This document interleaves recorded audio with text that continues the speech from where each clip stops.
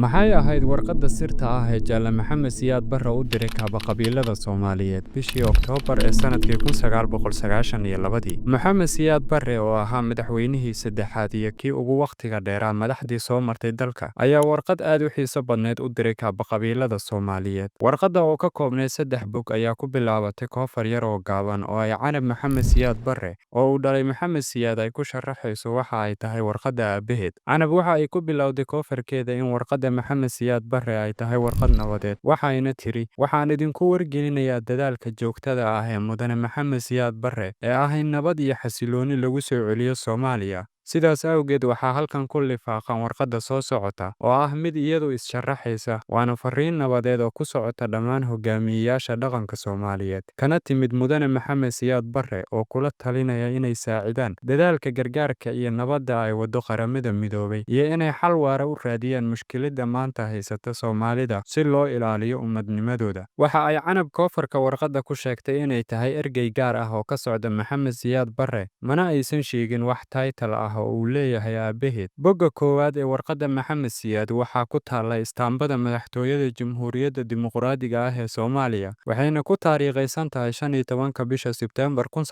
1992. Magaalada ku qoranna waa Lagos, dalka Nigeria. Waxay ku bilaabatay: "Waxaan jeclaan lahaa inaan kaga faa'iidaysto fursaddan inaan idin soo gaarsiiyo salaantayda si sharaf iyo xurmo ay ku dheehan tahay. Fariintaydu waxay idiin sidaa warbixin iyo talooyin ku saabsan xalka arrimaheena gudaha, waxaana la socda baaq ku wajahan dhammaan xoogagga ka ciyaari kara door wanaagsan hannaanka nabadda ee Soomaaliya." Arartaas kadib wuxuu yidhi: "Muwaadiniinta dalkaygow, 2dii sano ee ugu dambeysay waxaan markhaati ka ahayn burburka qiyamkii taariikhiga ahaa iyo hiddihii dhaqanka ee jiilasha mustaqbalka. Waxaa muhiim ah in la xuso dagaalkii aan la galnay qabyaaladda wakhtigii la soo dhaafay." Wuu sii watay, wuxuuna xusay in markii taliskiisu ay duugayeen qabyaaladda, aysan ka soo horjeedin dhaqankii jilibyada ee Soomaaliya, laakiin ay ka soo horjeedeen dad uu ku tilmaamay canaasiir ku hawlan naftooda oo isticmaalaya qabyaalad iyagoo u danaynaya danahooda shakhsiga ah. Wuxuu intaas ku sii daray: "Faham la'aanta dadka caadiga ah ee aysan ku kala saari karin kuwaas ayaa keentay inay taageeraan kuwa loogu yeero qabqablayaasha dagaalka, oo ku keenay ummadda Soomaaliyeed inay kufto, iyagoo dadka u kala qaybiyey qabiilo iyo jifooyin, kana barakiciyey waqooyi ilaa koonfur." Bogga koowaad wuxuu ku soo gunaanaday in hay'adaha kala duwan ee Qaramada Midoobay iyo ururada bini'aadantinimada ay muddo dheer ku hawlanaayeen inay badbaadiyaan dadka Soomaaliyeed ee uu saameeyey dagaalka sokeeye, una fidiyaan caawimaad ka kooban cunno, dawo iyo dhaqaatiir, taasoo keentay inay qaarkood ku waayaan naftooda, kuwo kalena lagu dhaawacay. Bogga labaad wuxuu ku bilowday inuu ka warbixiyo in kadib markii amnigooda la geliyey khatar, in bulshada caalamka ay go'aansatay 2 arrimood: inay joojiyaan wixii caawimaad ah ilaa xabad joojin lagu heshiinayo, ama inay cunnada sii qaybiyaan kana badbaadiyaan dadka baahida iyo dagaalada, ayna dadaal kasta ku bixiyaan in la joojiyo dagaalka iyo qalalaasaha. Isaga oo mar walba qoraalkiisa dhextaal uga dhigaya muwaadiniinta dalkaygow, ayuu bogaadiyey xoghayihii xilligaas ee Qaramada Midoobay iyo magacaabista uu Maxamed Saxnuun u magacaabay wakiilkiisa gaarka ah ee Soomaaliya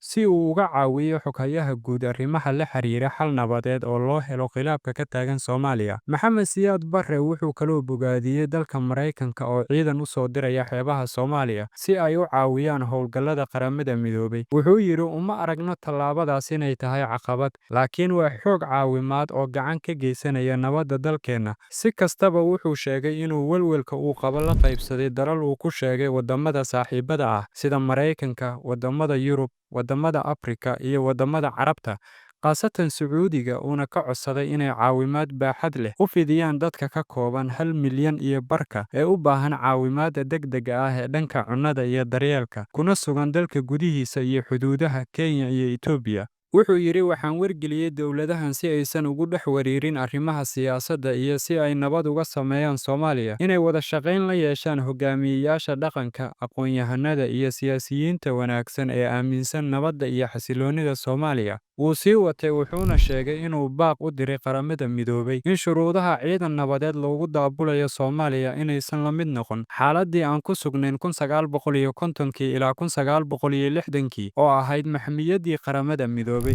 Bogga saddexaad oo ah kan ugu dambeeya wuxuu tilmaamay in si xaaladda Soomaaliya loogu soo afjaro wakhti hore, inuu u soo jeedinayo hogaamiyeyaasha dhaqanka Soomaaliyeed sida boqorrada, garaadada, malaaqyada, suldaanada imaamyada, islaannada iyo wabarrada, walow uusan ku darin ugaasyada, inay go'aansadaan inaysan wax dadaal ah la harin si loo dhaqangeliyo hindisaha soo socda ee lagu hubinayo laguna soo celiyo madaxbannaanidii iyo ummadnimadii. Hindisaha uu u soo jeediyey kaaba-qabiilada wuxuu ku bilaabay in la taageero dadaallada nabadda ee Qaramada Midoobay iyadoo la kaashanayo Ururka Afrika, Jaamacadda Carabta, Ururka Islaamka, Ururka Yurub, iyo sidoo kale in la aqoonsado intaasi tahay danaheenna, in lagu dadaalo in la hagaajiyo amniga iyo xasilloonida garoomada iyo dekedaha, si loogu gogol xaaro gaarsiinta qalabka gargaarka inuu gaaro dadkeenna macluulsan, in la abuuro tallaabooyin kalsooni dhisida oo u dhexeeya dadka gobollada deriska ah si loo raadiyo soo celinta nabadda iyo wadahadalka iyadoo la isticmaalayo tallaabooyin ku jaango'an hababka dhaqanka, iyo in la diido lagana fogaado isbahaysiga cusub ee aan barakada lahayn ee qaabkiisu yahay qabiilka. Intaas kadib wuxuu kula dardaarmay, muwaadiniinta dalkaygow, wiil ayaa ku dhinta dagaalka ee wiil kuma dhasho. Wuxuu ku soo afjaray, waan idiin mahadnaqayaa dhammaantiin. Kadibna saxiixiisa ayuu ku duugay. Midda xiisaha leh waa in saxiixa kadib uu qortay inuu yahay darajada madaxweyne, iyadoo 2 sano iyo bar ka hor xukunka xoog lagaga tuuray. Hase yeeshee, warqaddan warqad ka dambaysay oo 2 bog ahayd, oo uu 10kii bishii February 1993 uu u diray madaxweynihii Maraykanka, lagana helay maktabadda kaydka Bill Clinton, wuxuu ku saxiixay inuu yahay madaxweynihii hore ee Soomaaliya. Waxaa halkaas ku eg warqadda Jaale Maxamed Siyaad uu u diray kaaba-qabiiladii Soomaaliyeed sanadkii 1993.